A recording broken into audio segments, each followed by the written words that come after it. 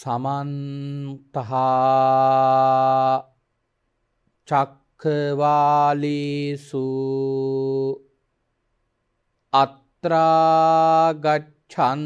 දේවතා සද්ධම්මං මුනි රාජස්ස සුනන්තු සග්ග මොක්ඛදං ධම්මස්සවන කාලෝ අයං බදන්තා ධම්මස්සවන කාලෝ අයං බදන්තා ධම්මස්සවන කාලෝ අයං බදන්තා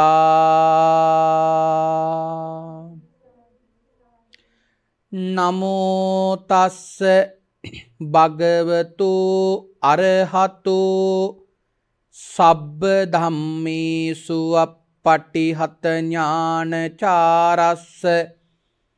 දස බලදරස්ස චතු විසරච්ච විසරදස්ස සබ්බ සත්තුත්තමස්ස ධම්මිස්ස රස්ස ධම්ම රාජස්ස ධම්මස්සාමිස්ස තථාගතස්ස සබ්බඤුනෝ සම්මා සම්බුද්දස්ස නමෝ තස්ස භගවතු අරහතෝ සබ්බ ධම්මේසු අප්පටිහත ඥානචාරස්ස දස බලදරස්ස චතු වේසාරච්ච විසරදස්ස සබ්බ සත්තුත්තමස්ස ධම්මිස්ස රස්ස ධම්ම රාජස්ස ධම්මස්සාමිස්ස තථාගතස්ස සබ්බඤුනෝ සම්මා සම්බුද්දස්ස නමෝ තස්ස භගවතු අරහතෝ සබ්බ ධම්මේසු අප්පටිහත ඥානචාරස්ස දස බලදරස්ස චතු වේසාරච්ච විසරදස්ස සබ්බ සත්තුත්තමස්ස ධම්මිස්ස රස්ස ධම්ම රාජස්ස ධම්මස්සාමිස්ස තථාගතස්ස සබ්බඤුනෝ සම්මා සම්බුද්දස්ස උතුම් භාග්‍යවතුන් වහන්සේට මාගේ උතුම් නමස්කාරය වේවා. ධම්ම ස්වාමී ලෝක ස්වාමී භාග්‍යවතුන් වහන්සේට අයිති ධර්මයක් දේශනා කරන මේ වෙලාවේ මාගේ මුවින් වැරදි වචනයක් පිට නොවේවා, මිත්‍යා දෘෂ්ටික වචනයක් පිට නොවේවා, මගේ අදහසක් ධර්මයට විරුද්ධව පිට නොවේවා. උතුම් වූ භාග්‍යවතුන් වහන්සේගේ සත්‍යම වූ බුද්ධ වචනය භාග්‍යවතුන් වහන්සේ සතුටු වෙන ආකාරයට දේශනා කරන්න මට ශක්තිය ලැබේවා. ඒ සඳහා සියලු ආර්යයන් වහන්සේලාගේ අනුග්‍රහය ලැබේවා. සියලු සත්පුරුෂයන් වහන්සේලාගේ අනුග්‍රහය ලැබේවා. සියලු ශාසන ආරක්ෂකයන් වහන්සේලාගේ අනුග්‍රහය ලැබේවා. හැම දිනාටම භාග්‍යවතුන් වහන්සේගේම ධර්මය අවබෝධ කරගෙන උතුම් චතුරාර්ය සත්‍ය ධර්මයම අවබෝධ කරගනිත්වා. සාදු සාදු සාදු.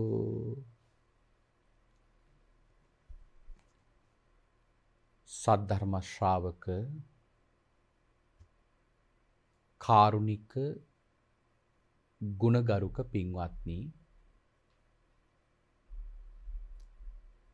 අද දවසේදී පින්වත් හැම දිනාම මේ වෙලාවේ බලාපොරොත්තු වන්නේ භාග්‍යවත් අරහත් සම්මා සම්බුදුරජාණන් වහන්සේ විසින් ඔබෙත් මගෙත් නිවන පිණිස මහා කරුණාවෙන් දේශනා කොට වදාළ සුවාසෝ දහසක් ධර්මස්කන්ධයන් අතරින් ඊ타ත්ම වටින ධර්ම කාරණාවක් ශ්‍රවණය කරන්නටයි.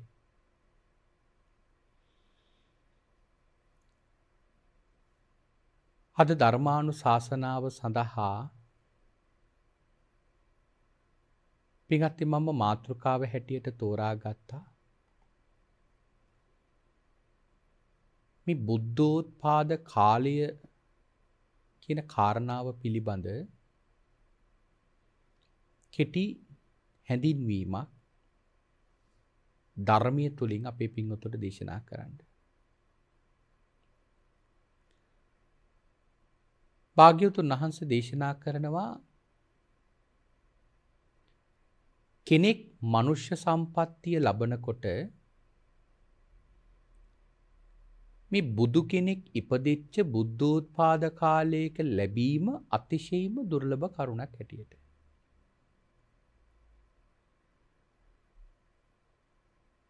මේ බුද්ධෝත්පාද කාලය ගොඩාක් දෙනෙක් හිතාගෙන ඉන්නවා අපේ භාග්‍යවතුන් වහන්සේ ජීවත් වෙච්ච කාලේ පමණයි බුද්ධෝත්පාද කාලේ වෙන්නේ කියලා. නමුත් පින්වතුනි ඒ අර්ථකථනය සම්පූර්ණයෙන්ම වැරදි. මේ බුදුන් සරණ යන ශ්‍රාවකයාට බුද්ධෝත්පාද කාලය කියන එක අතිශයින්ම වැදගත් වෙන නිසා. පින්වතුනි අපි හැම දිනාගේම ඒකායන පරමාර්ථය තමයි නිවන් දකින්න එක. අපි හැම දිනාම උත්සාහ කරන්නේ නිවන් දකින්න. හැබැයි අපි මේ නිවන් දකින්න ගොඩාක් වෙලාවට උත්සාහ කරන්නේ අපට ඕන විදියට. කෙනෙක් නිවන් දකින්න වෑයම් කරන්නේ සමහර වෙලාවට එකිනෙකාගේ රුචිකත්වය මත. Tamanට කොහින් හරි ලැබිච්ච මොනවා හරි උපදේශයකට ක්‍රියාත්මක කරනවා. කෙනෙක් භාවනා කරන්න කැමති. සමහර වෙලාවට කෙනෙක් බණක් ඇහුවත් සතිපට්ඨාන සූත්‍ර දේශනා විතරයි අහන්න කැමති. ඉතින් එකිනෙකා තෝරාගත්තු තැන් වලින් මේ නිවන හොයන්න උත්සාහ කරනවා. නමුත් මේ නිවන අපට අවබෝධ කරගන්න පුළුවන්කමක් ලැබෙන්නේ අපගේ භාග්‍යවතුන් වහන්සේ වෙච්ච සම්මා සම්බුදුරජාණන් වහන්සේගේ ඒ මාර්ගෝපදේශකත්වයේම පමණයි. පින්වත්නි අද බොහෝ දිනෙක සමාජයේ වැරදි පණිවිඩයක් පිළි අරගෙන තියෙනවා. වැරදි ලෙස සමාජගත වෙච්ච පණිවිඩයක්. නිවන් දකින්න බණ කියනවා නම් ඒ නිවන් දකින්න බණ කියන්න ඕන නිවන් දැකපු කෙනෙක් පමණයි කියලා. ඒකට විවිධ අර්ථකථන දෙනවා. සමහර වෙලාවට අපි දකිනවා නොඑක් උදාහරණ දක්වමි. හැබැයි දක්වන උදාහරණත් එක්ක මේ කාරණාව ගලපද්දී යම් සමානකමක් තියෙනවා වගේ පේන්න පුළුවන්. හැබැයි ඒ සමානකමක් තියෙන බව පේන්නේ ධර්මයේ නොදන්න අසෘතවත් පෘථග්ජනයට. නිවන් දැකපු කෙනෙක් විතරයි නිවන පිළිබඳ බණ කියන්න පුළුවන්. තවත් කෙනෙකුට නිවන් දකින්න බණ කියන්න පුළුවන් කියන මේ කාරණාව තහවුරු කරන්න සමහරලාවට දක්වන මේ උදාහරණ පින්වත්නි ඇතැම් වෙලාවක අශෘතවත් පෘථග්ජනයාට හිතෙන්න පුළුවන් ඒක හරි වගේ කියලා. නමුත් මං ඒ අයට මෙහිම උදාහරණයක් කියන්න. අපි දන්නවා ලංකාවේ වෛද්‍යවරු කියලා පිරිසක් ඉන්නවා. ඔය වෛද්‍යවරයෙක් වෙන්න ඉන්න කෙනෙක් වෛද්‍යවරයෙක් වීමට බලාපොරොත්තුවක් තියෙන ශිෂ්‍යයෙක් ඉගෙන ගන්න ඕන. ඒතර ඉගෙන ගන්නේ වෛද්‍යවරයෙක් වෙන්න. වෛද්‍යවරයාගේ කාර්යභාරය මොකද්ද? රෝග හඳුනා ගන්න ඕන. ඒ රෝගවලට අවශ්‍ය කරන බෙහෙත් හඳුනා ගන්නට ඕන. ඒ නියමිත මාත්‍රාවන් වලට බෙහෙත් දෙන්න Tamanට දැනුමක් තියෙන්න ඕන. එතකොට ඔය දැනුම පින්වතුනි ගොඩාක් වෙලාවට කරන්න පුළුවන්. ওই දැනුම විශේෂයෙන්ම තියෙන වෛද්‍යවරුන්ට. ඒකද වෛද්‍යවරුන්ට ගොඩාක් අත්දැකීම් තියෙනවා. තමන් වෛද්‍යවරයෙක් වෙලා රෝගීන් එක කටයුතු කරලා බෙහෙත් හඳුනගෙන ඒ රෝග හඳුනගෙන ඒ වෛද්‍යවරුන්ට පින්වතුනි පුළුවන්කමක් තියෙනවා තමන්ගේ අත්දැකීම සමාජයට දෙන්න. හැබැයි බලන්න සමාජය අර අකුසල පක්ෂයට බර නිසා දෝ මෙහිම සිතුවිල්ලක් බොහෝ දිනකට ඇවිල්ලා තියෙන කියලා හිතෙනවා. පිටුතුනි වෛද්‍යවරයෙක් වීමට බලාපොරොත්තු වෙමින් ඉන්න ශිෂ්‍යයෙක් මුලින් සාමාන්‍ය පෙළ විභාගය දක්වා ඉගෙන ගන්නවා පාසලේ. ඒතර විද්‍යාව විෂය ඉගෙන ගන්නවා. විද්‍යාව විෂය ඉගෙන ගන්න ගුරුවරියගෙන් ගිහිල්ලා ගුරුවරයාගෙන් ගිහිල්ලා අහනවද මට මේ වෛද්‍යවරයෙක් වෙන්නයි ඕන? ඔබතුමා කලින් වෛද්‍යවරයෙක් වෙලා තියෙනවද කියලා අහන්නේ. ඒ ගුරුවරිය විද්‍යාව පිළිබඳ විෂය පිළිබඳ දැනුමක් තියෙනවා. හැබැයි ඇයට දැනුම තිබුණට ඇයට වෛද්‍යවරයෙක් වෙන්න බැරි වෙලා තියෙනවා. ඊළඟට අපි හිතමු මේ ශිෂ්‍යයා උසස් පෙළ විභාගයට පෙනී සිටිනවා. පාසලේ ඒ උසස් පෙළ විභාගයේ උසස් පෙළට ජීව විද්‍යාංශයෙන් ඒ විෂයන් හදාරන ශිෂ්‍යයන්ට උගන්වන ගුරුවරු ඉන්නවා. ඒ ගුරුවරුන්ගෙන් ගිහිල්ලා අහන්නේ නෑ ගුරුතුමනි ඔබතුමා කලින් වෛද්‍යවරයෙක් වෙලා තියෙනවද? ඔබතුමා වෛද්‍යවරයෙක්ද? මට වෛද්‍යවරයෙක් වෙන්නයි ඕන. ඔබතුමා කොහොමද වෛද්‍යවරයෙක් නොවි වෛද්‍යවරයෙක් වෙන විදිය දන්නේ? අන්න එහෙම අහන්නේ. හැබැයි ගුරුවරයා වෛද්‍යවරයෙක් වෙන උත්සාහ කරපු කෙනෙක් වෙන්නත් ඇති. සමහර ලාවට විශ්වවිද්‍යාලයකට යන්න බැරි වෙන්නේ සමහර ගුරුවරුන්ට. සමහර ගුරුවරුන්ට විශ්වවිද්‍යාලයකට යන්න පුළුවන් වුණාට ඒ වෛද්‍යවරයෙක් වෙන්න පුළුවන් විශ්වවිද්‍යාලයකට යන්න බැරි වෙන්නේ නැති. ඉතින් අන්න ඒ වගේ දේවල් නිසා ඒ ගුරුවරු බවට පත් වෙලා දැන් ශිෂ්‍යයන්ට උගන්වනවා. හැබැයි කවුරුවත් ගිහිල්ලා අහන්නේ නෑ ඔබතුමා වෛද්‍යවරයෙක්ද? මට වෛද්‍යවරයෙක් වෙන්නයි ඕන. වෛද්‍යවරයෙක් නොවි කොහොමද වෛද්‍යවරයෙක් වෙන විදිය කියලා දෙන්නේ කියලා අහන්නේ. විශ්වවිද්‍යාලයට ගිහිල්ලා අහන්නේ නෑ මට මේ වෛද්‍යවරයෙක් වෙන්න ඕන. වෛද්‍යවරයෙක් වෙච්ච අය මට උගන්වන්න කියලා කියන්නේත් නෑ. පින්වතුනි මම මේ අර අශෘතවත් පෘථග්ජනයන්ට මේ උපමාව දැක්කුවේ. හැබැයි ශ්‍රුතවත් ආර්ය ශ්‍රාවකයට මේ උදාහරණය නම් ඊටාම සරල ලාමක උදාහරණයක් වේවි. ශ්‍රුතවත් ආර්ය ශ්‍රාවකයන්ට. මොකද ඔවුන් දන්නවා මේ කාරණාව කොච්චර ගැඹුරුයිද කියලා. නිවන කියන එක කොයිතරම් ගැඹුරු කාරණාවක්ද කියන එක පින්වත්නි අපගේ භාග්‍යවතුන් වහන්සේ නොඑක අවස්ථාවල දේශනා කළා තියෙනවා. ඒ භාග්‍යවතුන් වහන්සේට පමණයි මේ නිවන් දකින මඟ කියන්න පුළුවන්. ඒකට හේතුවක් තියෙනවා පින්වත්නි. මේ ලෝකේ අපි හිතමු යම් කිසි කෙනෙක් අරහත් ඵලයට පත් වුණා කියලා. ඒ අරහත් ඵලයට පත් වෙච්ච රහතන් වහන්සේට පින්වත්නි කවදාවත් තවත් කෙනෙකුට තමන්ගේ ආපු පාර කිව්වට ප්‍රයෝජනයක් වෙන්නේ නැහැ. තමන්ගේ ආපු පාර කිව්වට තව කෙනෙකුට ප්‍රයෝජනයක් වෙන්නේ නැහැ. ඒකට හේතුව තමයි අපි හිතමු එක තැනක 100 දෙනෙක් ඉන්නවා කියලා. 100 දෙනෙක් ගත්තොත් ඒ 100 දෙනාගේ වැඩූ ඉන්ද්‍රියන් 100 තැනක තියෙන්නේ. 100 දෙනෙක් ගත්තොත් 100 දෙනාගේම සද්ධා මට්ටම් 100ක්. 100 දෙනාගේ සමාධි මට්ටම් 100ක්. ඒ 100 දෙනාගේ සීල මට්ටම් 100ක්.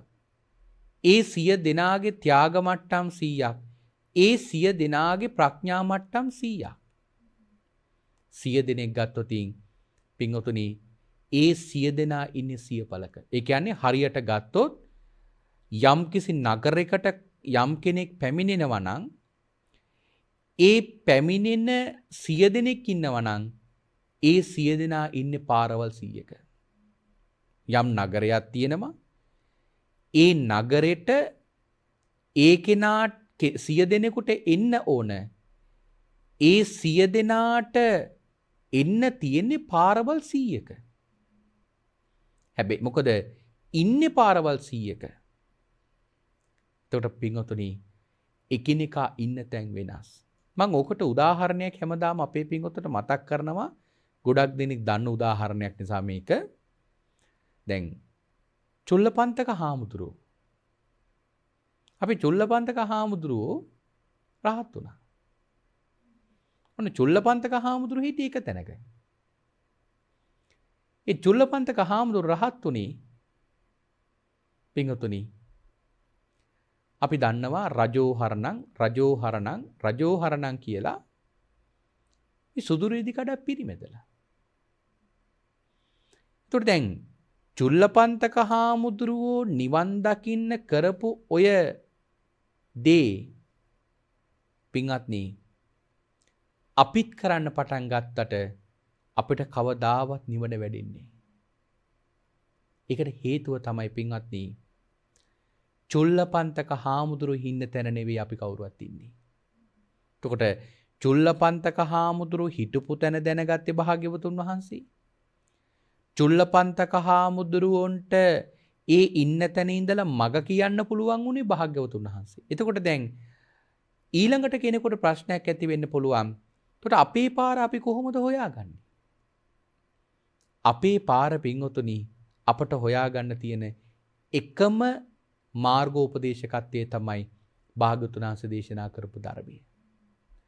බුදුරජාණන් වහන්සේ කියපු විදියට මේ පර්යාප්ති ධර්මය මේ තථාගත වූ ධර්මය මුල ඉඳලා හරියට අවබෝධ කරගෙන ඒක හරියට වඩාගෙන යනකොට අපිට අපි කොතනද ඉන්නේ අපි කොතනින්ද පටන් ගන්න ඕන අපි කොහොමද මේ ගමන යන්න ඕන කියන කාරණාව භාග්‍යවතුන් වහන්සේ දේශනා කරපු විදියටම කරගෙන ගියොත් අපට පින්වතුනි අපට මේ සසර දුක නිමාවටපත් වෙන ඒ උතුම් නිර්වාණ මාර්ගයට ප්‍රවිෂ්ඨ වෙන්න පුළුවන්.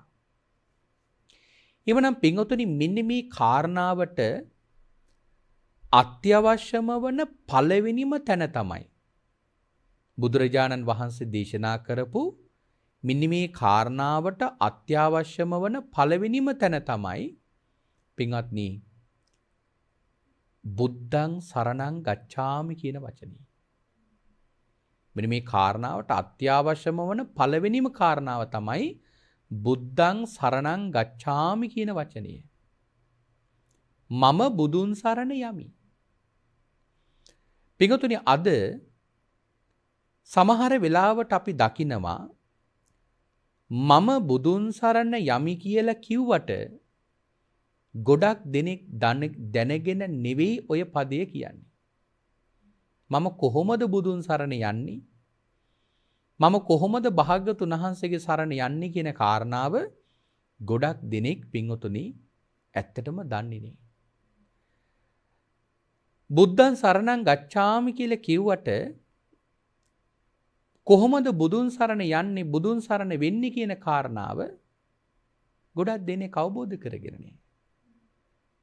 ඉතින් මේ නිවන් දකින ප්‍රතිපදාවේ කෙනෙකුට පින්වතුනි පටන් ගන්නම තියෙන තැන තමයි පින්වතුනි භාග්‍යවතුන් වහන්සේ දේශනා කරේ මෙන්න මේ තැන. ඒ තමයි පළවෙනිම දේ තමයි බුදුරජාණන් වහන්සේ කෙරෙහි ඇති කරගන්න ශ්‍රද්ධාව. අන්න ඒ නිසා තමයි බුදුරජාණන් වහන්සේ එදා සහම්පති මහා බ්‍රහ්ම රාජයා ධර්මදේශනා කරන්න කියලා භාග්‍යවතුන් වහන්සේට ආරාධනා කරද්දී ඒ වෙලාවේ භාග්‍යවතුන් වහන්සේ සහම්පති මහා බ්‍රහ්ම රාජයාට කිව්වේ අපාරුතා තේසං අමතස්ස ద్వාරා යේසෝතවන්තෝ පමුංචන්තු සද්ධා. බ්‍රාහ්මණය මම මේ වෙනකොට නිර්වාණය කියන දොර විවර කරලා ඉවරයි. කාශ්‍යප භාග්‍යවතුන් වහන්සේගේ ශාසනයෙන් පස්සේදී වැහිච්ච මෙන්න මේ නිවන් නැමැති දොර බ්‍රාහ්මණය මම දැන් විවර කරලා ඉවරයි. හැබැයි මේකෙන් ඇතුළට යන්න පුළුවන් කාටද? භාග්‍යවතුන් වහන්සේ දේශනා කරනවා සද්ධාව තියෙන අයට පමණයි. ඒ නිසා කියනවා කං ඇත්තෝ සද්ධාව මුදත්වා. ඒ සද්ධාවන්තයන් දෙසවන් මුදත්වා කියන කාරණාව භාග්‍යවතුන් වහන්සේ දේශනා කළේ සද්ධාව තමයි මේක දැස ගන්න තියෙන පළවෙනිම තැන. එතකොට අපි කවුරු පිළිබඳවද ශ්‍රද්ධාව උපදව ගන්නට ඕන? පළවෙනිම තැන තමයි ලෝතුරා භාග්‍යවතුන් වහන්සේ පිළිබඳ ශ්‍රද්ධාව. කොහොමද භාග්‍යවතුන් වහන්සේ පිළිබඳ ශ්‍රද්ධාව උපදව ගන්නේ? පින්වත්නි භාග්‍යවතුන් වහන්සේ දේශනා කරනවා ලෝතුරා සම්මා සම්බුදුරජාණන් වහන්සේ සම්මා සම්බුද්ධයි. තථාගතයන් වහන්සේගේ මේ සම්මා සම්බුද්ධත්වය බුදුරජාණන් වහන්සේ සම්මා සම්බුද්ධයි කියන තැන තමයි පින්වතුනි පළවෙනියටම අපි ශ්‍රද්ධාව උපදව ගන්නට ඕන. එතකොට ඒ තැන ශ්‍රද්ධාව උපදවගෙන එතනින් වැඩෙන ශ්‍රද්ධාව පින්වතුනි අපි දියුණු කරගෙන යන්නට ඕන. භාග්‍යවතුන් වහන්සේගේ මේ තියෙන සෑම ගුණයක්ම අපි අදහන තැනට. අපි භාග්‍යවතුන් වහන්සේගේ බුදු ගුණ දැනගන්නට ඕන. බුදු ගුණ කියලා ගත්තොත් බුදුරජාණන් වහන්සේ දේශනා කරනවා බුදු ගුණ මහා සාගරයක් වගේ. ඒක අර සම්පසාදන සූත්‍රයේ දීඝනිකාය සම්පසාදන සූත්‍රයේ අට කතාවේ දක්වලා තියෙනවා බුද්ධෝපි බුද්දස්ස බණීය වන්නං කප්පම් පිචේ අඤ්ඤ මභාසමානෝ කීයේත කප්පෝ වියදීඝමන්තරේ වන්නෝන කීයේත තථාගතස්ස. බුදුරජාණන් වහන්සේ නමක් තුල පවතින ගුණ දන්නේ තවත් එවැනිම සම්මා සම්බුදුරජාණන් වහන්සේ නමක් පමණයි. ඒ භාග්‍යවතුන් වහන්සේ වෙන කිසිම ධර්මයක් කියන්නේ නැතුව පින්වතුනි කල්පයක් පුරාවටම බුදු ගුණම පමණක් දේශනා කළත් පින්වත්නි කල්පයට තියෙන දින ගණන නම් ඉවර වෙයි. හැබැයි බුදු ගුණ දේශනාව නම් අවසන් වෙන්නේ. ඒ තරමටම භාග්‍යවතුන් වහන්සේගේ ගුණ අනන්තයි. එවන් භාග්‍යවතුන් වහන්සේ නමක් තුළ පවතින මේ ගුණයක් එකඳු ගුණයක් හෝ යම්කිසි කෙනෙක් අවබෝධ කරගත්තොත් ඒ බුදු ගුණය අවබෝධ කරගන්න කෙනාගේ හදවතේ වැඩෙන ප්‍රීතිය බුද්ධානුස්සතිය නිසා ලැබෙන ප්‍රීතිය එක සුළු මොහොතක් ලැබෙන ප්‍රීතිය කොයි තරම් මහත්ඵල මහානිසංස ප්‍රතිඵල ඒ කෙනාට ලබා දෙනවද කියලා කියනවා නම් භාග්‍යවතුන් වහන්සේ එකවරක දේශනා කරනවා යමෙක් කසින භාවනාවක් වඩලා සමාධියටපත් වෙලා ධාන වඩලා දිවසක් ලබනවා. ඔහු ඒ දිවස ජම්බු දීපය දකින්න තරම් ප්‍රමාණයට පුළුල් කරගන්නවා. ඒ දිවස ජම්බුද්දීපය දකින්න පුළුවන් ප්‍රමාණයට ඒ දිවස පුළුල් කරගන්නවා. පින්වතුනි, බුදුරජාණන් වහන්සේ දේශනා කරනවා ජම්බුද්දීපය දකින්න පුළුවන් ප්‍රමාණයට දිවස පුළුල් කරගත්තු ඒ දිවස්ලාභියාගේ කසින භාවනාවට වඩා මහත්ඵල මහානිසංස ලැබෙනවලු. එක ක්ෂණයක්, එක සුළු මොහොතක් ලෞතුරා භාග්‍යවතුන් වහන්සේගේ එක ගුණයක් හදවතේ උපදවාගෙන ඇති කරගන්න ප්‍රීතිය. අර එක අවස්ථාවක අපගේ ආනන්ද හාමුදුරුවන්ට එහෙම සිතුවිල්ලක් පහළ වුණා. දවසක් බුදුරජාණන් වහන්සේ චූලනිකා ලෝකධාතු සූත්‍රය දේශනා කරනවා. ඒ චූලනිකා ලෝකධාතු සූත්‍රය දේශනා කරද්දී පින්වත්නි, බුදුරජාණන් වහන්සේ දේශනා කරනවා මේ භාග්‍යවතුන් වහන්සේ නමකට මේ විශ්ව ධාතුවේ බලන්න පුළුවන් ප්‍රමාණය කොයි වගේද කියලා. මේ කහගෙන හිටපු ආනන්ද හාමුදුරුවන්ගේ හිතේ භාග්‍යවතුන් වහන්සේ පිළිබඳ අප්‍රමාණ බුදු ගුණයක් ඉපදුණා. ඒ අප්‍රමාණ බුදු ගුණයක් ඉපදිලා ඇතිවෙච්ච මොහොතේ ආනන්ද හාමුදුරුවෝ භාග්‍යවතුන් වහන්සේ පිළිබඳ විශේෂ ප්‍රකාශයක් කරනවා. මගේ සම්මා සම්බුදුරජාණන් වහන්සේගේ මේ දිව්‍ය මැස කොයි තරම් නම් උතුම්ද කියලා. ඒ වෙලාවේ මේක අහගෙන හිටියා උදායි කියලා හාමුදුරු නම. උදායි හාමුදුරු ආනන්ද හාමුදුරුවන්ට චෝදනාවක් කරනවා, ආනන්ද, එවන් සම්මා සම්බුදුරජාණන් වහන්සේගේ සෙවණැල්ල වගේ වැඩ ඉන්න ඔබ වහන්සේ මොකක්ද අහනව කරගෙන තියෙන්නේ? මොකද ආනන්ද හාමුදුරු රහත් වෙලා හිටියේ නෑ වෙනකොට. මොකක්ද අහනව කරගෙන තියෙන්නේ?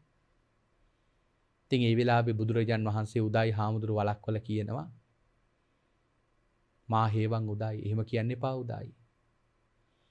උදායි දන්නවද මේ ආනන්දයන් වහන්සේට මේ වෙලාවේ ඇතිවෙච්ච මේ සිතුවිල්ල කොයි තරම් නම් උසස් සිතුවිල්ලක්ද කියලා කියනවා නම්, ආනන්ද හාමුදුරු මේ ජීවිතේ මරණයටපත් වුණොත් ජීවිත 7ක් යනකම් සුගති සම්පත්ම ලබනවලු අද මේ බුද්ධානුස්සතිය නිසා ඇතිවෙච්ච සිතුවිල්ලට. හැබැයි අට කතාවේ දක්වනවා භාග්‍යවතුන් වහන්සේගේ ගුණයක් ඒ වෙලාවේ මෙනෙහි කිරීමට ලැබෙන විපාකේ ජීවිත 7කටද ලැබෙන්නේ නෑ. ලැබෙන ජීවිත ගණන් කරලා කියන්න බෑ. හැබැයි ඒ ජීවිත 7කට භාග්‍යවතුන් වහන්සේ නම් ආනන්ද හාමුදුරුවන්ගේ ඒ පුණ්‍යස්කන්ධය ලඝු කළේ. එතන පැහැදිලි කරනවා ආනන්ද හාමුදුරුවෝ ඒ වෙනකොට සෝවාන් ඵල ලැබලා හිටපු නිසා කියලා. මේ ජීවිතේ රහත් බව නොලැබුවොත්, ආනන්ද හාමුදුරුවෝ මේ ජීවිතේ මරණයටපත් වුණොත්, ආනන්ද හාමුදුරුවෝ උපදින්නේ තව ජීවිත 7යි. අන්න ඒ ජීවිත 7 සුගත සම්පත්තියම ඉන්නවලු අද මේ බුද්ධානුස්සතිය නිසා ඇතිවෙච්ච මේ සිතුවිල්ලට. හැබැයි පෘථග්ජනයෙකුට ওই සිතුවිලි හිතුණා, ඒ පෘථග්ජනයාට සංසාරේ ලැබෙන සුගති සම්පත් ප්‍රමාණය වචන වලින් කියලා නිම කරන්න බෑ කියලා භාග්‍යවතුන් වහන්සේ පැහැදිලි කරනවා. එතකොට හිතන්න මේ භාග්‍යවතුන් වහන්සේගේ ගුණය මෙනෙහි කරනවා කියන කාරණාව කොයිතරම් නම් උසස්ද? නමුත් මේ තරම් මහා සම්පත්තියක් අපි තියාගෙන හරියට අර අඳුරේ ඇවිදින පිරිසක් වගේ අඳුරේ ඇවිදින තාම අඳුරේ ඇවිදින පිරිසක් වගේ මේ තරම් තෙල් පහනක් අපට ලැබිලා අන්ධයන්සේ අපි තාම මේ ගමන් කරන්නේ. අපිට මේ තෙල් පහන අතට ලැබුණට අපි මග හොයාගන්නේ. හරියට අපි අන්ධයන්සේ තමයි කටයුතු කරන්නේ. භාග්‍යවතුන් වහන්සේ නමක් ලෝකේ පහළ වෙන්නේ කොයි තරම් නම් දුර්ලභවද? එවන් දුර්ලභව ලැබෙන මේ සම්මා සම්බුද්ධ ශාසනය තුල අපට කොයි තරම් නම් ප්‍රතිඵලයක් ළඟා කරගන්න පුළුවන්ද? නමුත් සමහර වෙලාවට අපි මේ බුදුදහම සම්බන්ධයෙන් හදාගෙන තියෙන සමහර සංකල්ප භාග්‍යවතුන් වහන්සේගේ ධර්මයේ සම්බන්ධයෙන් හදාගෙන තියෙන සමහර හිතලු නිසා බොහෝ දිනෙකට මේ ලැබිලා තියෙන අවස්ථාවෙන් ප්‍රයෝජනයක් ලබා ගන්න බැරි වෙලා තියෙනවා. නමුත් මම අපේ පින්වතුන්ට මතක් කළා බුදුන් සරණ යනවා කියලා කියන්නේ කොහොමද? අද සමහර දිනෙකට හිතින්නේ බුද්ධං සරණං ගච්ඡාමි කියලා කිව්වට කොහොමද බුදුන් සරණ යන්නේ කියලා ගොඩක් දෙනෙක් දන්නේ නැහැ. කෙනෙකුගෙන් ඇහුවොතින් භාග්‍යවතුන් වහන්සේගේ සරණ කොහොමද යන්නේ කියලා? භාග්‍යවතුන් වහන්සේ වැඩ ඉන්නවද කියලා? භාග්‍යවතුන් වහන්සේ පිරිනිවන් පාලද කියලා? ගොඩක් දෙනෙකුගේ පිළිතුර තමයි දැන් බුදුහාමුදුරු නෑ කියලා. ඒකනේ පන්සලකට යනකොට බලන්න පින්වතුනි සමහර දෙනෙකුගේ බුදුරජාණන් වහන්සේ වැඩ ඉන්න ඒ බුද්ධ භූමිය තුල ඒ භාග්‍යවතුන් වහන්සේගේ කුටිය තුල කොහොමද හැසිරෙන්නේ? විහාරයකට යන ගොඩක් දෙනෙකුට හිතෙනවද? භාග්‍යවතුන් වහන්සේගේ උතුම් ධාතුන් වහන්සේලා වැඩ ඉන්න මේ චෛත්‍ය ස්ථානයකට යනකොට හිතෙනවද? මෙතන බුදුරජාණන් වහන්සේ වැඩ ඉන්නවා කියලා?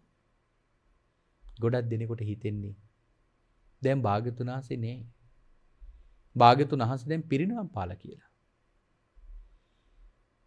පිරිනිවන් පාපු නැති කෙනෙකු මොකටද අපි බලන්න යන්නේ? අද බුදුරජාණන් වහන්සේ ගොඩක් දෙනෙකුට අලංකාර කරන වස්තුවක් බවට පත් වෙලා. ඒකනේ බලනකො සමහර ලාවට බුදුරජාණන් වහන්සේ වෙනුවෙන් පිළිම හදනවා. භාග්‍යවතුන් වහන්සේ වැඩ ඉන්න ස්ථාන හදනවා. ඒව පින්වතුනි අර බාහිරින් එන කෙනෙකුට හරියට නිකන් අලංකාර කරන ලද වස්තුවක් හා සමානව තමයි ඒ බුද්ධ රූපය නිර්මාණය කරන්නේ. ඒකට එකම උදාහරණයක් කියනවා නම් බලන්නකො මේ බුද්ධ රූපය අලංකාර කරගන්න ආලෝකයේ දෙන හැටි. සමහර තැන්වල බුදු පිළිමේ හරියට මුහුණට වදිනසේ සමහර ආලෝක පහන් දැල්වල තියෙනවා. සමහර ආලෝකයන් බුදුරජාණන් වහන්සේගේ මූණටම තමයි කෙලින් වදින්නේ. එතකොට මේ පූජාව කරපු කෙනාගේ හිතේ තියෙනවද මේ භාග්‍යවතුන් වහන්සේට ජීවමාන සංඥාවෙන් මම මේ ආලෝක පූජාව කරනවා කියලා? ගොඩක් දිනකොට ඒ සංකල්පය නෑ. ඒ නැත්තේ ඇයි? දැන් බුදුහාමුදුරුවෝ නෑ පිරිනිවන් පාල කියලා හිතෙන සිතුවිල්ල නිසා. නමුත් පින්වතුනි බුදුරජාණන් වහන්සේම බුදුමුවින් දේශනා කරා ඔය මහා පරිනිබ්බාන සූත්‍රයේ දීඝනිකායේ දෙවෙනි පොතේ මහා පරිනිබ්බාන සූත්‍රයේ ආනන්ද හාමුදුරුවන්ට පිරිනිවන් පාන වෙලාවේ පිරිනිවන් මංචකේ ඉඳගෙන ආනන්ද හාමුදුරුවන්ට මෙන්න මෙහිම කියනවා. සියාකෝ පනානන්ද තුම්හාකං ඒව මස්ස. ආනන්ද නුඹට මෙන්න මෙහිම හිතෙන්න පුළුවන්. අතීත සත්තුකම් පාවචනං මේ පෙළ වචනේ දේශනා කරපු ශාස්ත්‍රඥ වහන්සේ අතීතයට ගියා. නත්තිනෝ සත්තා දැන් භාග්‍යවතුන් වහන්සේ නෑ කියලා. අද අපිට හිතෙන්නේ ඕකනේ. දැන් භාග්‍යවතුන් වහන්සේ කියනවා ආනන්ද හාමුදුරන්ට ආනන්ද නුඹට මෙන්න මෙහිම හිතෙන්න පුළුවන්. දැන් මේ පෙළ වචනේ දේශනා කරපු අපිට මේ බණ කියලා දුණු බුදුහාමුදුරුවෝ දැන් නෑ. පිරිනිවන් පෑවම උන්වහන්සේ දැන් නෑ. කියලා හිතෙන්න පුළුවන්. භාග්‍යවතුන් වහන්සේ දේශනා කරනවා නකෝ පනේතං ආනන්ද ඒවන් දට්ටබ්බක්. ආනන්ද එහෙම දකින්න එපා කියලා කියනවා. එතරම් ඊළඟට වචනයක් කියනවා යෝවෝ ආනන්ද මයා ධම්මෝච විනියෝච දේසිතෝත පඤ්ඤත්තෝ සෝවෝ මමච්චේව සත්තා. ආනන්ද මගෙන් පස්සේදී මේ ධර්මියත් විනියත් කියන මෙන්න මේ දෙක නුඹලාගේ ශාස්ත්‍රූ කොට සලකන්න කියලා. නමුත් මෙතන වචන දෙකක් මේ සංග්‍රහ වෙලා තියෙන්නේ. මේ කරුණු දෙකක් භාග්‍යවතුන් වහන්සේ කියන්නේ. එකක් භාග්‍යවතුන් වහන්සේ නෑ කියලා හිතන්න එපා කියන එක. දෙවෙනි එක තමයි ධර්මීය ශාස්ත්‍රූ කොට ගන්න කියන එක. දැන් සමහර දෙනෙක් මෙතනදී කියනවා බුදුරජාණන් වහන්සේ වෙනුවට අපි පිළිගන්න ඕන ධර්ම රත්නය කියලා. ඊළඟට ඒ අයගෙන් අහලා බැලුවොතින් බුදුරජාණන් වහන්සේ ධර්මය කියලා කියන්නේ එකක් කියලා සමහර දෙනෙක් කියනවනේ. මොකද භාග්‍යවතුන් වහන්සේගේ මේ පාඩයෙන් සමහර අය කියනවා බුදුරජාණන් වහන්සේම තමයි ධර්මයේ ශාස්ත්‍රෝ කොට පිළිගන්නේ කියලා කිව්වේ. ඒ කියන්නේ දැන් අපගේ බුදුහාමුදුරුවෝ ධර්මයේ කියලා තමයි අපට පිළිගන්න තියෙන්නේ. කියලා තමයි ඇතමෙක්ගේ ඒ ප්‍රකාශයෙන් ඒ ඕන් කියන්නේ. ඊළඟට ධර්මීය කියන එක බුදුහාමුදුරුවෝ නම් බුදුරජාන් වහන්සේ වැඩ ඉන්නේ ධර්ම රත්නේ නම් එහෙනම් ඇයි අපි තිසරණ සරණ යනකොට බුද්ධ සරණ ගච්ඡාමි කියලා වෙනම වචනයක් කියන්නේ? ධර්මයේ තුල බුදුහාමුදුරුවෝ ඉන්නවා නම් අපට කෙලින්ම පටන් ගන්න පුළුවන්නේ ධම්මං සරණං ගච්ඡාමි සංඝං සරණං ගච්ඡාමි කියලා. අපි වෙනම බුද්ධ සරණං ගච්ඡාමි කියලා වචනයක් කියන්න ඕනේ නෑනේ. එහෙම අහනකොට ඕන්ට දෙන්න උත්තරයක් නැති වෙනවා. ඒක තමයි සමහර දෙනෙකුගේ තියෙන විචාර බුද්ධිය හරි අවිඥානිකයි. මේ කාරණාව මම එක වචන දෙකක් මෙතන තියෙන්නේ. භාග්‍යවතුන් වහන්සේ නෑ කියලා හිතන්න එපා කියන එක ධර්මයේ ශාස්ත්‍රූ කොට ගන්න කියන කාරණාව තව එකක්. මම මේ කාරණාවල් දෙක අපේ පින්වතුන්ට උදාහරණකින් දක්වන්නම්. දැන් පින්වතුනි අපි හිතමු ඔන්න කෙනෙකුට ඕනකමක් ඇති වෙනවා බුදුහාමුදුරුවන්ට කරන උපස්ථානවල ආනිසංස ගැන දැකලා බුද්ධ උපස්ථානයක් කරන්න. අපි හිතමු රුවන්වැලි මහා සෑයට. දැන් භාග්‍යවතුන් වහන්සේගේ ගුණ දැනගෙන භාග්‍යවතුන් වහන්සේට කරපු බුද්ධ උපස්ථානයන් වල ආනිසංස දැනගෙන තමන්ට ඕනකමක් ඇති වෙනව බුද්ධ උපස්ථානයක් කරන්න. නමුත් පින්වතුනි මට ඒ උපස්ථානයේ කරන්න කොහෙටද යන්න ඕන? දැන් ධර්මීය ශාස්ත්‍රූ කොට සලකන්න කියලා කිව්වනම් එහෙනම් බුදුරජාණන් වහන්සේට කරන උපස්ථාන ටික අපිට කරන්න වෙන්නේ ධර්ම රත්නියටනේ. එහෙනම් අපිට ත්‍රිපිටක පොත් ටික අරගෙන එහෙම පූජාවක් කරන්න ඕන. එහෙම නැත්නම් බණ කියන හාමුදුරුව කෙනෙකුට බුදුරජාන් වහන්සේට කරන පූජාවක් සේ කියලා හල බුදු පූජාවල් කරන්නට ඕන. නමුත් මේ දෙකම හරියන්නේ නැහැ.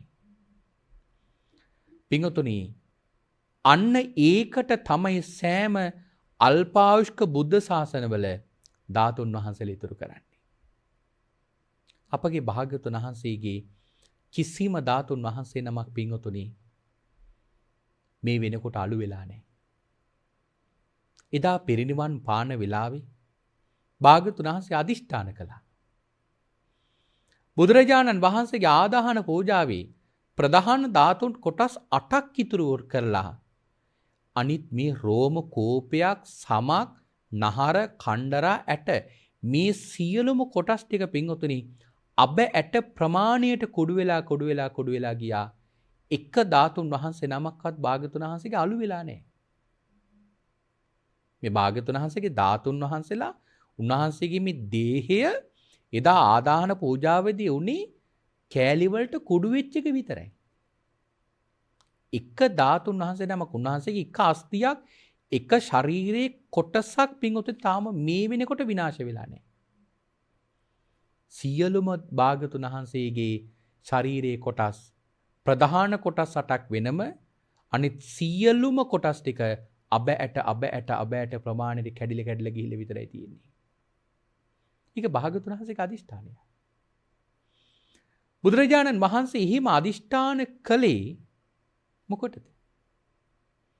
එහෙම අදිෂ්ඨාන කළේ භාග්‍යවතුන් වහන්සේගේ මෙන්න මේ ධාතුන් වහන්සේලා යම්තාක් පවතිනවා නම් ඒ තාක් කාලයක් පින්වතුනි බුද්ධෝත්පාද කාලය වන නිසා. අන්න බුදුරජාණන් වහන්සේ වෙනුවෙන් යම් කිසි කෙනෙකුට බුද්ධ පූජාවක් පූජා කරගන්න ඕන නම් ඒ භාග්‍යවතුන් වහන්සේට බුද්ධ පූජාවක් පූජා කරන්න තියෙන්නේ, භාග්‍යවතුන් වහන්සේට සත්කාර කරන්න තියෙන්නේ, භාග්‍යවතුන් වහන්සේට උපස්ථාන ටික කරගන්න තියෙන්නේ එකම එක තැනයි. ඒ තමයි ධාතුන් වහන්සේලා, පාරිභෝගික ධාතුන් වහන්සේලා උද්දේශික ක්‍රමයට භාග්‍යවතුන් වහන්සේ වෙනුවෙන් හදලා තියෙන තැන් වලට පමණයි. අන්න ඒක තමයි පළවෙනි වාක්‍යයෙන් කිව්වේ. මොකද බුදුරජාන් වහන්සේක දේශනා කරලම තියෙනවා. මේ කාරණාව පින්වතුනි ධර්මයේ මෙන්න මෙහිම විස්තර කරලා තියෙනවා.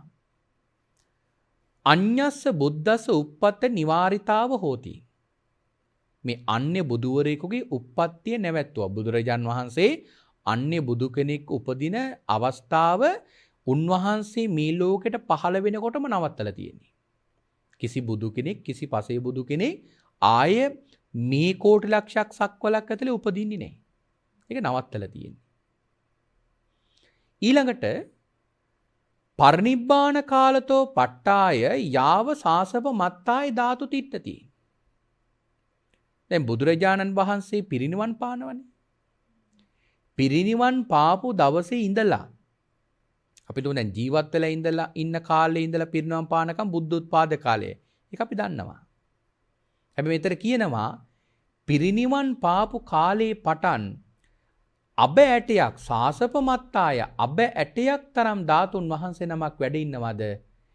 ඒ ධාතුන් වහන්සේ නමක් වැඩ ඉන්න තාක් කාලයක් තාව පච්චාති න වේදිතබ්බං ඒ කාලයෙන් පසුවත් බුද්ධෝත්පාද කාලේ නෙවෙයි කියලා හිතන්න එපා කියලා වචනින්ම කියලා තියෙනවා. අබ ඇටයක් තරම් ධාතුන් වහන්සේ නමක් වැඩ හිටියත් ඒ ධාතුන් වහන්සේ වැඩ ඉන තාක්කල් දැන් මේ බුද්ධෝත්පාද කාලේ නෙවෙයි කියලා හිතන්න එපා කියලා තියෙනවා. ඒතර කියනවා ධාතුසු හිත්තිතාසු බුද්ධා තිතාව හොಂತಿ. මෙන්න මේක තමයි වැදගත්ම වචනේ. ධාතුන් වහන්සේ නමක් වැඩ ඉන්නවා කියලා කියන්නේ ධාතුසු හිත්තිතාසු බුද්ධා තිතාව හොಂತಿ. ධාතුන් වහන්සේ නමක් වැඩ ඉන්නවා කියන්නේ බුදුරජාණන් වහන්සේ නමක් වැඩ ඉන්නවා හා සමානයි. එහෙනම් පින්වතුනි භාග්‍යවතුන් වහන්සේගේ මේ බුදු මුවින්ම මේ කාරණාව අපට දේශනා කළා තියෙනවා. එනම් බුදුරජාණන් වහන්සේ ජීවමාන සංඥාවෙන් අපට උපස්ථාන කරන්න පුළුවන් අවස්ථාවක් තියෙනවා. කොතනටද? ධාතුන් වහන්සේලා වැඩ ඉන ස්ථානයන් වලට පොදු පූජා පවත්වන එක. අපට පින්වතුනි දැන් බලන්න කොයි තරම් අවස්ථාවක්ද මේ ජීවිතයට ලැබිලා තියෙන්නේ.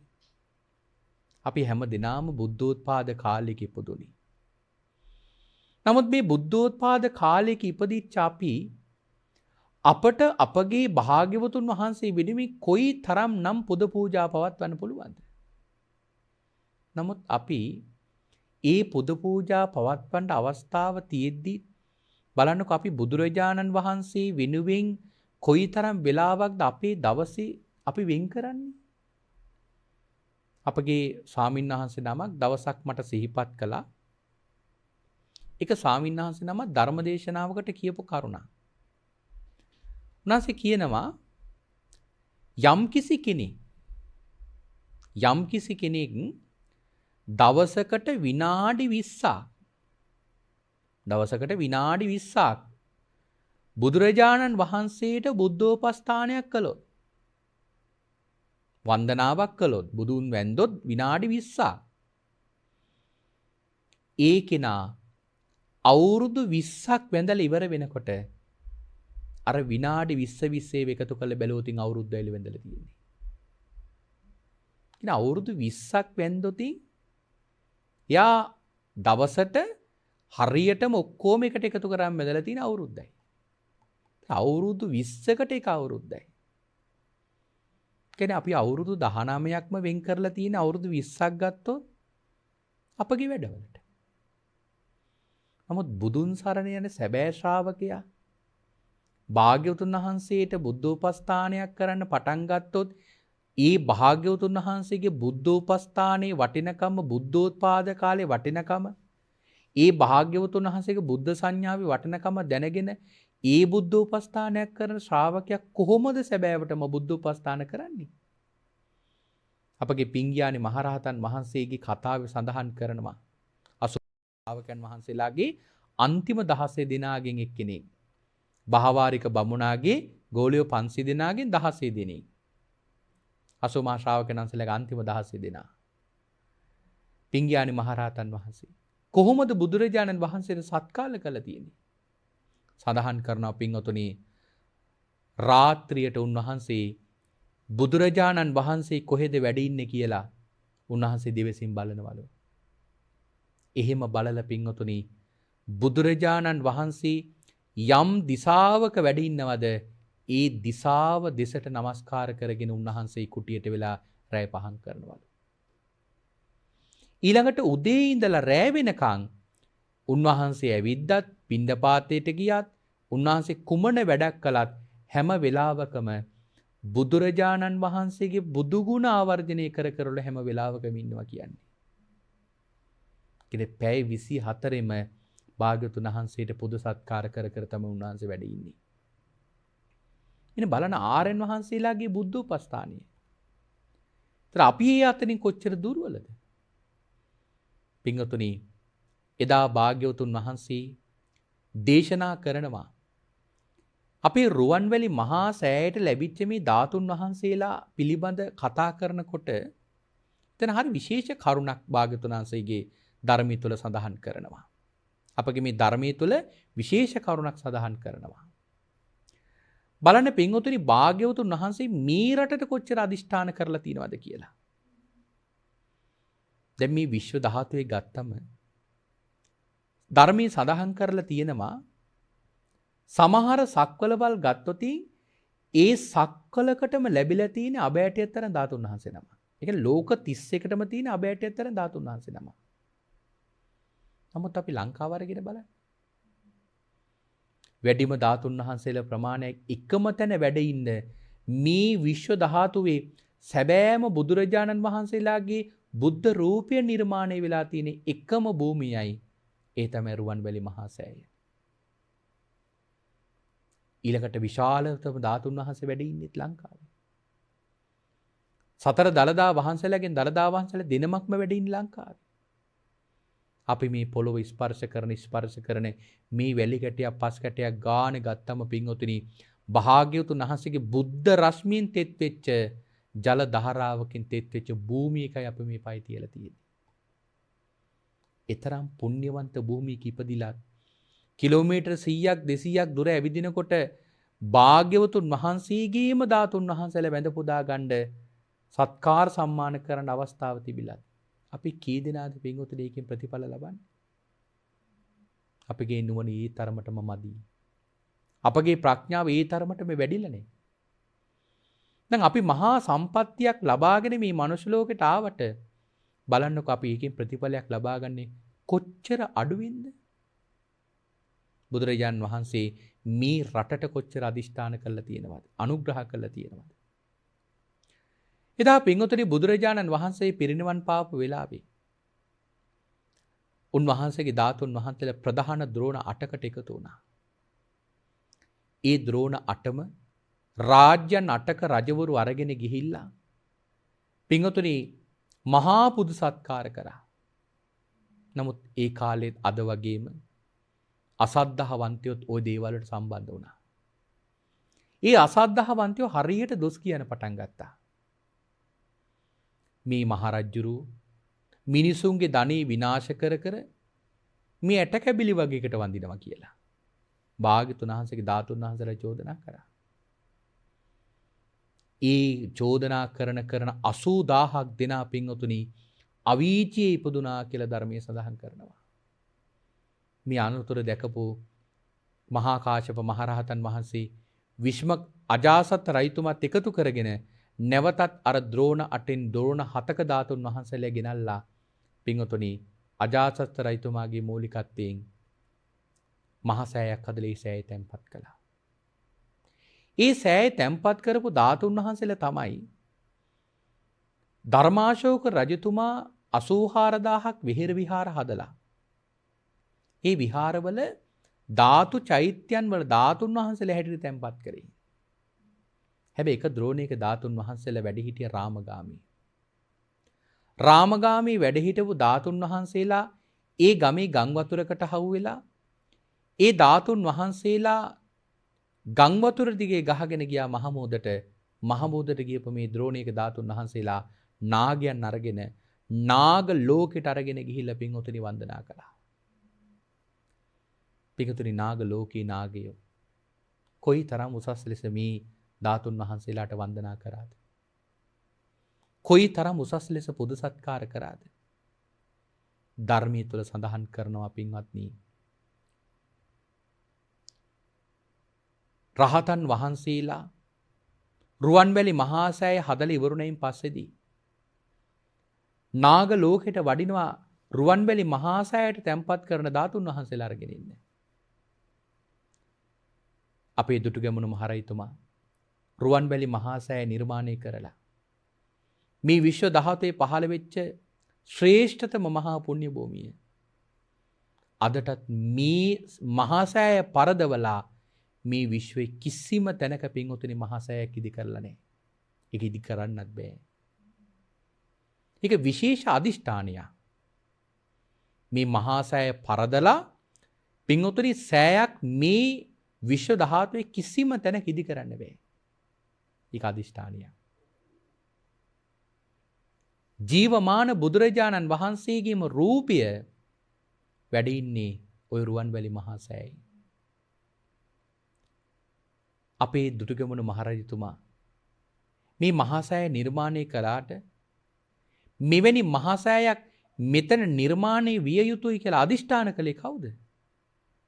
අපගේ භාග්‍යවතුන් වහන්සේමයි. ඒකට ප්‍රධාන හේතුවක් තියෙනවා. කකුසඳ බුදුරජාණන් වහන්සේගේ ධාතුන් වහන්සේලා වැඩ ඉන්නේ ඔන්න ඔය පුණ්‍ය භූමියේ ඔය මහා සෑය හදපු භූමිය යටමයි. කොණාගමන භාග්‍යවතුන් වහන්සේගේ ධාතුන් වහන්සේලා තැන්පත් ඒ ධාතු ගර්භයත් ධාතු චෛත්‍යයත් ඉදි කරේම ඔය මහා සෑය හදපු භූමියමයි.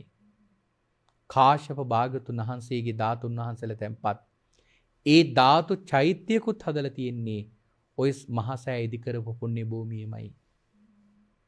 එහෙනම් ඔය මහ පොළොව යට ඔය මහ පොළොව යට පින්වතුනි බුදුරජාණන් වහන්සේලා 3 නමකගේ ධාතුන් වහන්සේලා තැන්පත් චෛත්‍ය 3ක් ඔය මහ පොළොව යට තැන්පත් වෙලා තියෙනවා.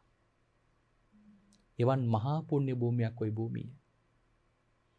අපගේ භාග්‍යවතුන් වහන්සේගේ ධාතු චෛත්‍යයයි දැන් ওই වැඩ ඉන්නේ. ඔය ධාතු චෛත්‍යත් මේ බුද්ධාන්තරයෙන් අවසානයේදී නැවතත් පොළොව යටටම පස් වෙනවා. ඊට පස්සේදී මෛත්‍රී භාග්‍යවතුන් වහන්සේ පහළ වුණාම මේ මෛත්‍රී භාග්‍යවතුන් වහන්සේගේ ධාතුන් වහන්සේලා තැන්පත් කළ චෛත්‍ය හදන්නේ ඔය මහා සෑය තැන්පත් කරපු ස්ථානෙමයි. අපගේ දුටුගැමුණු මහරජතුමා මෙන්න මේ කාරණාව හරියට තේරුම් අරගෙන මහා සෑය නිර්මාණය කළේ.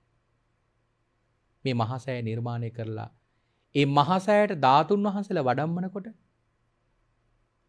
රහතන් වහන්සේලා නාගලෝකයට යනවා. රහතන් වහන්සේලා නාගලෝකයට යන ධාතුන් වහන්සේලා වඩම්මන්නේ.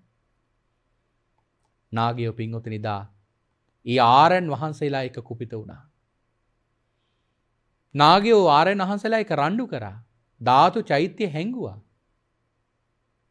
නමුත් රහතන් වහන්සේලා කියනවා අපගේ බුදුරජාණන් වහන්සේ අරගෙන යන්න එපා කියලා හඬ නගා වැළපෙමින් කෑ ගහද්දි නාගයෝ කියනවා මේ ධාතුන් වහන්සේලා ඉතින් නිවන් දකින සත්‍යයන්ට කියලා. නුඹලට නෙවෙයි කියලා. ඔවුන් කෑ ගහද්දි අල්පෝ ධාතුන් වහන්සේලා ප්‍රමාණයක් ඔවුන්ට දීලා වන්දනා කරන්න.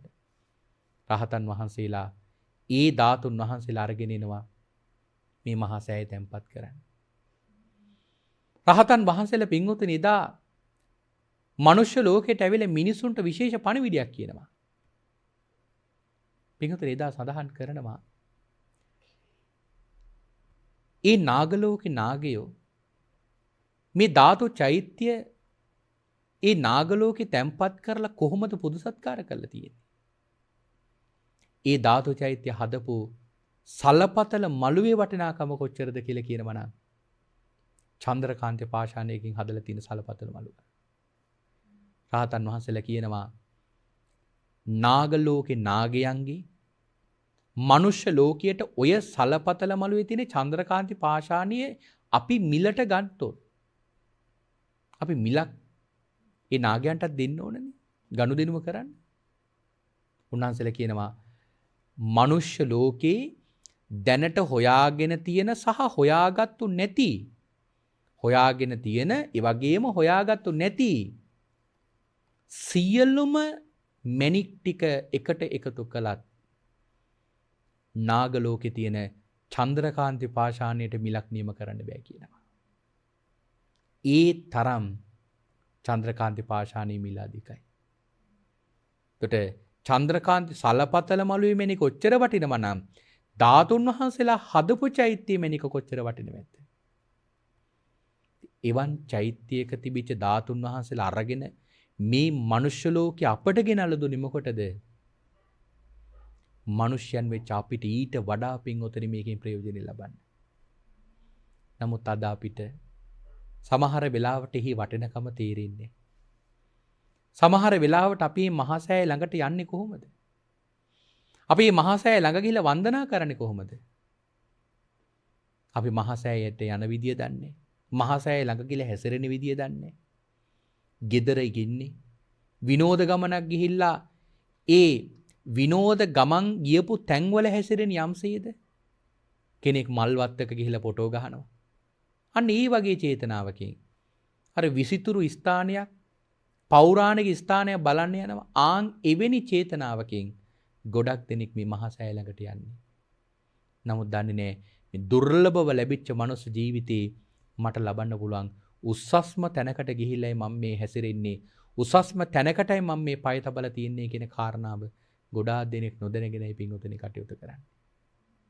ඒක හරි අභාග්‍යයක්.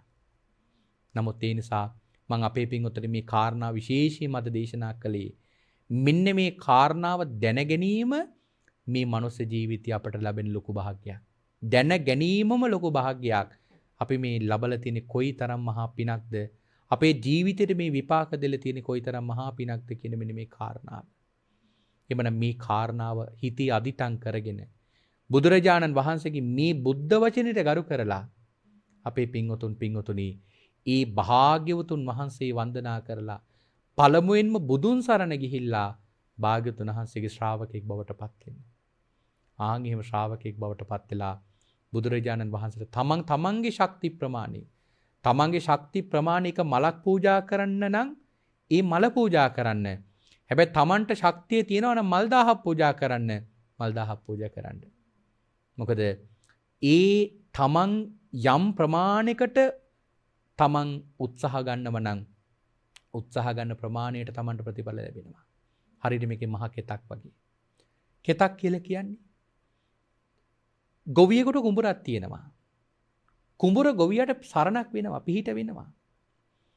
හැබැයි කුඹුරේ තියලා ගොවියා ගෙදරට වෙලා හිටියා කියලා කුඹුර ගොවියට සරණක් වෙන්නේ නැහැ.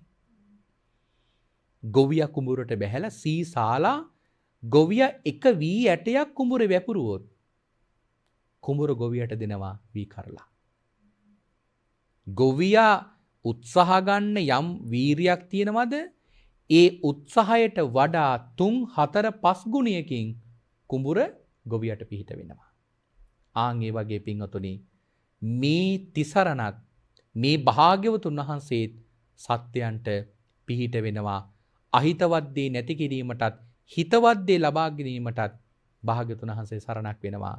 එමනම් අපි ඒ භාග්‍යවතුන් වහන්සේගෙන් සරණක් ලබන්න නම් අර ගොවියා වෙහෙසින වගේ මේ බුද්ධ ශාසනය තුල වෑයම් කරන්නට ඕන. එසේ වෑයම් කරන්න ශ්‍රද්ධාව උපදව ගන්න, වීරිය උපදව ගන්න, ධර්මාවබෝධය ලබන්න මේ උතුම් සද්ධර්ම දේශනාව පින්වත් ඔබ හැම දිනාටම උපකාරයක් වේවා කියන ප්‍රාර්ථනාවෙන් අපි අද මේ දේශනාව නිමාවට පත් කරනවා. හොඳයි එහෙනම් අද දවසේදී මේ උතුම් වූ සද්ධර්ම දේශනාව මුළු මහත් ලෝකයාටම මහත් අනුකම්පාවෙන් දේශනා කරවන්නට දේශනාවේ දායකත්වයේගෙන කටයුතු කරනු ලබන්නේ 2015 12 9 වන දින පරලෝ සැපත් වූ KH සැම්සන් දයාබර පියාණන් පරලෝ සැපත් වී අදට වර්ෂ 6ක් පිරීම නිමිති කරගෙන එතුමාට පින් අනුමෝදන් කරගෙනයි අද මේ උතුම් සද්ධර්ම දේශනාව පවත්වන්නේ. ඒ වගේම එතුමාටත් පින් අනුමෝදන් කරනවා. ඒ වගේම 1998 12/28 වන දින පරලෝ සැපත් IG කරුණාවති දයාබර මෑණියන්ට පින් අනුමෝදන් කරන්න. දෙසැම්බර් 28 වන දින වසර 23ක් සම්පූර්ණ වීම නිමිති කරගෙන එතුමීට පින් දෙන්නත්. ඒ වගේම 2011 3/11 වන දින මියගියේ MG දිලින සුබෝධ මල්ෂාන් දයාබර පුතුණුවන්ට පින් පෙත් අනුමෝදන් කරන්න. 2018 5/22 මියගිය MG චන්ද්‍රපාල පියාණන් ඇතුළු මිය පරලෝකීය සීල මීගේ ඥාතීන්ට පින් අනුමෝදන් කරන්න අද මේ උදාර පින්කමේ අරමුණක් කරගෙන තිබෙනවා. ඉතින් ඒ අරමුණ මුදුන්පත් කරගෙන මේ පින්කම සඳහා දායක වෙන්නේ අනුරාධපුර විජයපුර පණ්ඩුකාභය මාවතේ පදිංචි MM Malkanthi MG Sunil Premachandra MG ඉසිරි සුබෝදා මල්ෂි කියන මෙන්න මේ පින්වත් පිරිසයි අද මේ උතුම් දේශනාවේ දායකත්වයෙන් ගෙන කටයුතු කරනු ලබන්නේ. ඉතින් මේ පින්වත් හැම දිනාටම අපි මේ වෙලාවේ පුණ්‍යානුමෝදනා කරනවා. මේ පින්වතුන් ධර්ම ශ්‍රවණය කරලා ධර්ම දානමය පින්කම සිද්ධ කරලා රැස් කරගත් උදාර කුසලානිසංස ධර්මියෝ ඒ නම් සදහන් කරපු මියගිය සහ පින් බලාපොරොත්තු වෙන සංසාරයේ සියලු මියගිය ඥාතිට පින් අනුමෝදන් වේවා.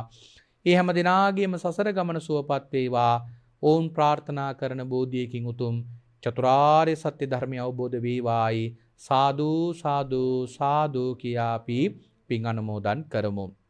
ඒ වගේම MG ඉසිරි සුබෝදා මල්චි දියණියට ආශිර්වාදේ කරනවා.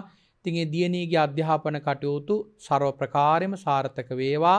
අනාගතේ යන ගමන ඒ දරුවාගේ සුවපත් වේවා, සැපවත් වේවා. සීල බලාපොරොත්තු අපේක්ෂාවන් සියල්ලක්ම මේ පුංචි දියණියගේ සඵල වේවා.